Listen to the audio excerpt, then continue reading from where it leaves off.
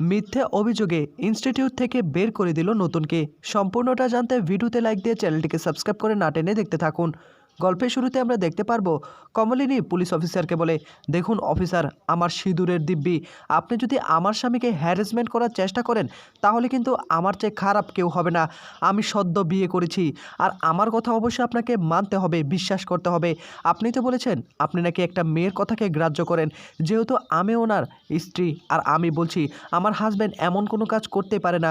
করতে পারে বই কি, এমন কোনো চিন্তা ও করতেই পারে না। যদি আপনারা আমার হাজব্যান্ডকে অ্যারেস্ট করে নিয়ে যান, তবে তার আগে ওই চুরির দায়ে বর্ষাকেও অ্যারেস্ট করতে হবে। চার্জশিট বানিয়ে তাকেও থানায় নিয়ে যেতে হবে, তাকেও আদালতে তুলতে হবে। একই সঙ্গে কিন্তু দুটো মামলা হয়েছে। আগে কিন্তু আমরা চোরের মামলা করেছি, সেটাও কিন্তু আপনাদেরকে দেখতে হবে। আপনাদেরকে নিরপেক্ষভাবে তদন্ত করে বের করতে হবে কে আসল অপরাধী। কিন্তু আমি জানি আমার স্বামী এমন কোনো কাজ করতে পারে না। কিন্তু যদি আপনি শুধুমাত্র এক পক্ষের কথা বিবেচনা করে আমার হাজব্যান্ডকে এখান থেকে নিয়ে চলে যান, তাহলে কিন্তু আমি আপনার এগেনস্টে কমপ্লেন করব। ইভেন আমার দরকার হলে আমি আপনার নামে মামলাও করতে পারি। এত সহজে আমি আপনাকে ছেড়ে দিব না। আপনি শুধু এক পক্ষ নিয়ে কথা বলবেন, আমার স্বামীকে কোনো কারণ ছাড়াই নিয়ে যাবেন, এটা আমরা সহ্য করব? এখানে 8-10 জন লোক আছে, তাদের কাছ থেকে জানুন না আমার স্বামী কেমন, হাজব্যান্ড কেমন, সেটা একটু জানার চেষ্টা করুন। ফিঙ্গারপ্রিন্ট রিপোর্ট নিন, সমস্ত কিছু তদন্ত করুন, তারপর একটা বিচার বিশ্লেষণ করবেন। এর আগে কোনোভাবেই স্বতন্ত্র বোসকে এখান থেকে নিয়ে যেতে পারবেন না। এই মেয়েটার অনেক রেকর্ড রয়েছে, সেগুলো আপনি পর্যবেক্ষণ করুন। সমস্ত কিছু পর্যবেক্ষণ করে একটা চার্জশিট তৈরি করুন, তারপরেই না আপনি বুঝতে পারবেন। কমলিনীর মুখে কথা শুনে তখনই পুলিশ অফিসার চুপ করে মাথাটা নিচু করে দাঁড়িয়ে থাকে। তখন এবার বর্ষা বলে, পুলিশ অফিসার বলছিলাম কি, আমি কেসটাকে উইথড্র করে নিতে চাই। আমি আর চাচ্ছি না এই কেসটা অনেক দূর এগিয়ে যাক। আমি চাচ্ছি না এই কথাগুলো এখন বাইরের মধ্যে প্রচার হয়ে যাক। আমার সম্মান তো এমনিতেই নষ্ট হয়ে গিয়েছে, এখন আমি চাই না আর কোনো বিপদ আসুক। এদিকে পুলিশ বলে, এটা বললেই কি হয়ে গেল নাকি? আমাদেরকে এভাবে হয়রানি করার কি দরকার? আপনি আগে বলতে পারতেন না? পারিবারিকভাবে যদি মিটিয়ে নিতে পারতেন তাহলে তো ভালোই হতো। তখনই মিটিল বলে, কেন বর্ষাদি, তুমি কি ভয় পাচ্ছ নাকি? এইসব বলে না এখন কোনো লাভ নেই। তুমি কি ভেবেছিলে তুমি একটা হ্যারাসমেন্টের কেস করবে, নতুন কাকুকে এখান থেকে অ্যারেস্ট করে নিয়ে যাবে, আর আমরা দাঁড়িয়ে দাঁড়িয়ে সবটা সহ্য করে যাব? নতুন কাকুর মতো মানুষ হয় না। তুমি এরকম একটা দেবতা, এরকম একটা ভালো মানুষকে ফাঁসিয়ে দিচ্ছ, সেটা আমরা মুখ বুজে সহ্য করে নিব? কখনো না। তোমাকেও তো অবশ্যই চোরের অপবাদ নিতে হবে। তুমি যে চুরি করতে গিয়ে ধরা পড়েছ। অফিসার, যেহেতু আপনারা এসেই পড়েছেন, এখন আমার মামলাটা তদন্ত করুন। চুরির অপরাধে যে ওনাকে কি করা যায় সেটা ওনাকে একটু বুঝিয়ে দিন। বর্ষাদি, তুমি নিজেকে কি ভাবো? নিজেকে বেশি চালাক ভাবো নাকি? তুমি ভেবেছিলে হয়তোবা আমরা কেউ নতুন কাকুর পাশে দাঁড়াবো না, কিন্তু এর আগে, তোমার কেস করার আগে আমি এইসব কিছু করে ফেলেছি। তখনই আবার বুবলাই রেগে গিয়ে বলে, বর্ষা তুমি এসব কি বলছো? কেস তুমি উইথড্র করবে মানে? গতকাল রাতে তো তুমি আমাকে বলেছো নতুন কাকুর অফিসে মেল করে সবটা জানিয়ে দিতে। আমি তো অলরেডি মেল করে জানিয়ে দিয়েছি, আর এখন তুমি আবার উইথড্র করতে বলছো? এই কথাগুলো শোনার পর তখনই বর্ষা মাথা নিচু করে থাকে। I am extremely sorry Bublai, আমি আসলে বুঝতে পারিনি। তুমি ওই মেলটাও উইথড্র করে নাও। তখনই বুবলাই বলে, এটা সম্ভব নয়, অলরেডি মেল চলে গিয়েছে। এদিকে বড় ঠামে তখন বলে, হ্যাঁ রে বুবলাই, তোর মেরুদণ্ড কি একদম শেষ হয়ে গিয়েছে নাকি জন্মের পর থেকে? তুই তোর বউয়ের কথায় এত বড় একটা সর্বনাশ করে দিলি, নতুনের মেল পর্যন্ত করে দিলি, একবার চিন্তা করলি না? এখন তোর বউ কেসটা উইথড্র করতে চাচ্ছে, এখন তুই কোথায় যাবি? তুই বউয়ের কথা শুনে পরিবারটাকে শেষ করে দিলি। যে নতুন কাকু তোকে এই বাড়িতে ফিরিয়ে আনলো, যে নতুন কাকু তোকে মৃত্যুর হাত থেকে বাঁচিয়ে আনলো টাকা পয়সা দিয়ে, আর তার বিরুদ্ধে এত বড় একটা অভিযোগ তুই অফিসের মধ্যে দিয়ে দিলি, তার সম্মানটা নষ্ট করে দিলি। তোর কোনো দিন ভালো হবে না, তুই ভবিষ্যতে টিকতে পারবি না এভাবে যদি তুই বউয়ের কথা শুনতে থাকিস। এদিকে তখনই কমলিনী বুবলাইয়ের দিকে তাকিয়ে বলে, শোনো বুবলাই, তোমাকে একটা কথা বলছি, যে কাজটা তুমি করেছো, যে কাজটা করার জন্য তোমার নতুন কাকুর এত বড় একটা সর্বনাশ করে ফেলেছো, আমি তোমাকে ছেড়ে কথা বলবো না। তুমি আমার ছেলে বলে যে তোমাকে আমি ছেড়ে দেব, এটা তুমি ভুলে যাও, আজকে থেকে ভুলে যাও। আমি এখন সব সময় তোমার নতুন কাকুর, আমার হাজব্যান্ডের পাশে আছি। তুমি যাই করার চেষ্টা করো না কেন, আমি তাকে সাপোর্ট দিয়ে যাব। তুমি তোমার বউয়ের কথা শুনে তোমার নতুন কাকুর এত বড় একটা সর্বনাশ করে দিলে, এত বড় একটা মেল করে তুমি জানিয়ে দিলে, তার সম্মানটা এখন কোথায় যাবে? যে মানুষটাকে বিন্দু পরিমাণ কেউ কোনো কিছু বলতে পারেনি, সে মানুষটাকে নিয়ে আজকে তার ইনস্টিটিউটে কথা হবে। একবার তুমি ভেবে দেখেছো? এর শেষ দেখে আমি ছাড়বো। তোমার বউ যদি এই কেসটাকে উইথড্র উইথড্র করে নেয়ও আমি এই কেস কোনোভাবেই উইথড্র করবো না। আমি এর শেষ দেখে ছাড়বো, আমি এর শেষটা দেখেই ছাড়বো কোথায় গিয়ে থামে। তোমার বউ এতটা বেড়ে গেছে, তাকে আমি চুরির দায়ে জেল খাটাবো। অন্যদিকে ইনস্টিটিউটে চলে আসে নতুন, আর তখনই তার কলিগরা বলে কী ব্যাপার নতুন দা, এত দেরি হলো যে? কি নতুন বিয়ে করেছো বলে কি এত দেরিতে আসবে? এত আপ্যায়ন করে তোমাকে বৌদি? তখন আবার নতুন বলে তোমার বৌদি তো আমাকে আগে থেকে আপ্যায়ন করতো, এখন আবার নতুন কি? নতুন করে তো আর কোনো কিছু করে না। তখনই তার কলিগরা বলে আচ্ছা নতুন দা, তোমাকে একটা কথা বলছি, কাল তো তুমি খুব ভালো একটা আমাদেরকে অনুষ্ঠান উপহার দিলে, তোমার সঙ্গে একটা ডিনার করব, সে প্ল্যানটা আমরা করেছিলাম। বৌদিও খুব ভালো গান গাচ্ছিল, হঠাৎ করে কী এমন হয়ে গেল যে তুমি এত তাড়াতাড়ি ছুটতে ছুটতে চলে গেলে? তখনই নতুন বলে আসলে তোমার বৌদি না একটু খারাপ লাগছিল আর কি। কিছুক্ষণ পরে সেখানে এইচআর ম্যাডাম চলে আসে। এইচআর ম্যাডাম এসে বলে স্যার আপনার সঙ্গে আমার কিছু কথা ছিল আর কি, যে কথাগুলো আমি এখন সামনে বলতে যাচ্ছিলাম না। আপনার নামে একটা মেল এসেছে, যদি একটু কাইন্ডলি পার্সোনালি কথা বলতাম তাহলে ভালো হতো। তখনই স্বতন্ত্র বলে ওঠে কি বলবেন, কিসের মেল এসেছে? আমি বুঝতে পারছি কিসের মেল এসেছে, সেটা নিয়ে না আমি অলরেডি অবগত, কে মেল করতে পারে সেটাও জানি। তখনই আবার সেই এইচআর ম্যাডাম বলে যেহেতু স্যার জানেনি এত বড় একটা এলিগেশন আনলো আপনার বিরুদ্ধে, এটা আমি কোনোভাবেই মেনে নিতে পারছি না, তাই আপনার সঙ্গে আমি আলাদা কথা বলতে চাই। তা না হলে এই কেসটাকে ইন্টারনাল টিমের কাছে পাঠাতে হবে স্যার ইমিডিয়েটলি, তাই আমি আগে গিয়ে জানতে চাচ্ছিলাম আর কি। তখনই নতুন বলে যেহেতু সকলেই আমার এখানে কলিগ, সকলেই একদিন না একদিন এই বিষয়টা জানতে পারবে, আপনি চাইলে এখানে বলতে পারেন, কোনো সমস্যা নেই, এখানে আমার কোনো সম্মান নষ্ট হওয়ার কোনো কিছুই নেই।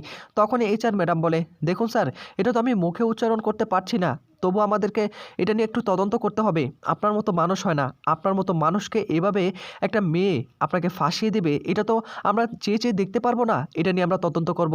এদিকে কলিগরা সকলেই বুঝতে পারে এটা কি বলছেন আপনি, নতুনদার নামে এরকম একটা অভিযোগ, কি ব্যাপার নতুনদা? তখনই নতুন বলে হ্যাঁ এটা সত্যি, কিন্তু কেন করলো সেটা তো আর আমি জানি না, কার ভিতরে কি আছে। নতুনের কলিগ তখন বলে নতুনদা এভাবে কিন্তু তোমাকে থেমে থাকলে চলবে না, আমি কিন্তু অবশ্যই তোমার জন্য ফাইট করে যাব। তোমার মতো মানুষ হয় না, তোমার মতো এরকম একটা মানুষকে ফাঁসিয়ে দেবে, এটা আমরা কোনোভাবেই মেনে নিতে পারছি না। এইচআর ম্যাডামও বলে স্যার আজকের মধ্যে কিছু একটা করতে হবে, তা না হলে এই বিষয়টা কিন্তু ইন্টারনাল টিমের কাছে চলে যাবে, মেলটা তো আর বেশি দিন লুকানো যাবে না। তখনই আবার নতুন বলে ওঠে আরে লুকানোর কি আছে, আমি তো বললাম আপনারা সাবমিট করে দিন, কোনো সমস্যা নেই, এটা নিয়ে আমি লড়বো, আমি লড়ে যাব, কিন্তু যে কাজ আমি করিনি তার জন্য আমি কেন ভয় পাবো? আপনারা যা স্টেপ নেওয়ার আপনারা নিতে পারেন, আপনারা তো আপনাদের কাজ করবেন।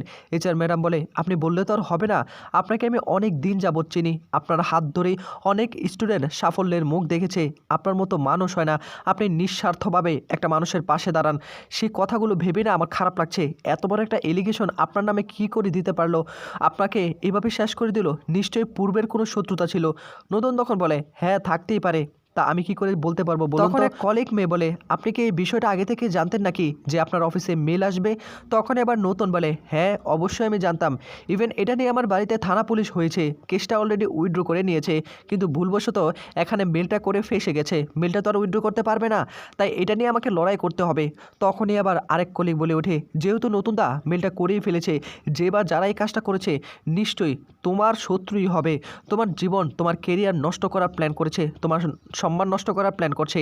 এদিকে তখনই আবার সে এইচআর ম্যাডাম বলে ওঠে বলছিলাম কি আমরা সকলে মিলে একটা ডিসিশন নেই, সকলে মিলে একটা ফাইল তৈরি করি, সে ফাইলটা না হয় সাবমিট করব। নতুন তখন বলে দেখুন আপনারা তো আমার সঙ্গে অনেক দিন যাবত রয়েছেন, আপনাদেরকে আসলে মনে হয় আমি এমন একটা কাজ করতে পারি, আমাকে এমন একটা বিষয় ফাঁসানো হয়েছে, আমি আসলে ভিতর থেকে একদম শেষ হয়ে যাচ্ছি, আমি আসলে আপনাদেরকে খুলেও বলতে পারছি না কোনো কিছু, আমি আসলে না নিজেকে সামলে উঠতে পারছি না, এত বড় একটা এলিগেশন আমার নামে এসেছে, কিন্তু আমি তো কোনোভাবেই থেমে থাকবো না, আমার হয়তো বা এখনও সম্মানটা কোনো নষ্ট হয়নি, এটার তদন্ত হবে, তদন্ত হওয়ার পর সবটা জানতে পারবো। আপনি বলছেন না আপনি ফাইল তৈরি করবেন, আপনি ফাইল তৈরি করতে পারেন, আমাদের সঙ্গে থাকতে হবে না। তখন বলে আচ্ছা বৌদি কি সবটা জানে, বৌদি কি আপনাকে সাপোর্ট করে?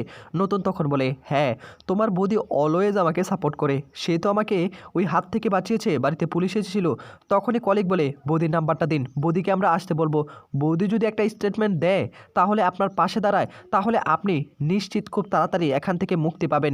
এই বলে তখন নতুনের কাছ থেকে ফোন নেয় কলিগ, ফোন নিয়ে তখন বলে বৌদি আমি নতুনদার কলিগ বলছিলাম আর কি, ইনস্টিটিউট থেকে ফোন করেছি, আপনার সঙ্গে কিছুক্ষণ কথা বলা যাবে? তখনই কমলিনী বলে কী বিষয়ে কথা বলতে চান বলুন? তখনই বলে আপনাকে না আমাদের এখানে একটু আসতে হবে আর কি। তখনই কমলিনী বলে কিসের জন্য আর কখন আসতে হবে, আমাকে তো স্বতন্ত্র কোনো কিছু বলেনি।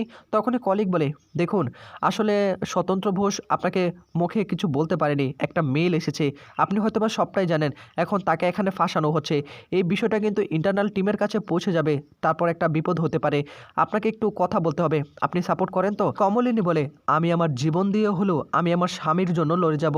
আপনি এক কাজ করুন, আপনি আমাকে সময়টা বলে দিন, আমি ঠিক কাল ওই সময়ে চলে আসব আমি আমার স্বামীকে বাঁচাতে। কিন্তু ও তো আমাকে কোনো কিছু বলেনি, আপনাকে দিয়ে বলালো মানে আমি তো কিছুই বুঝতে পারছি না। তখনই নতুনের কলিগ বলে, আসলে আমাদের নতুনটা না একটু লজ্জার মধ্যে পড়ে গিয়েছে, আর এইসব বিষয়ে না এটা কোনোভাবে মেনে নিতে পারছে না, একটু আপসেট হয়ে রয়েছে, আর সেই জন্য নাম্বারটা নিয়ে আমি ফোন করেছি। কমলিনী বলে, ওনার সঙ্গে আমি একটু কথা বলতে চাই, ফোনটা দিবেন?